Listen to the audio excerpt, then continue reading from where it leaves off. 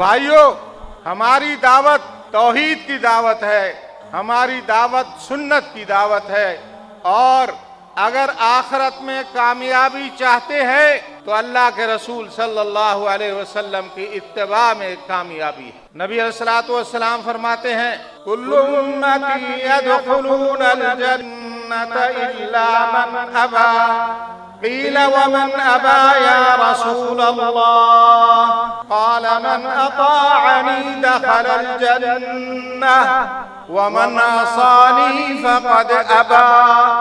نبی علیہ السلام فرماتے ہیں میری ساری امت جنت میں جائے گی مگر وہ شخص جنت میں نہیں جائے گا جس نے انکار کر دیا۔ صحابہ نے پوچھا اے اللہ کے رسول، جنت میں جانے سے انکار کون کرتا ہے؟ آپ نے فرمایا من اطاعنی دخل الجنہ، وہ جس نے میری اطاعت کی وہ جنت میں داخل ہوگا، ومن عصانی فقد ابى، جس نے میرے اطاعت نہیں کی وہ جنت میں جانے سے اس نے انکار کر دیا۔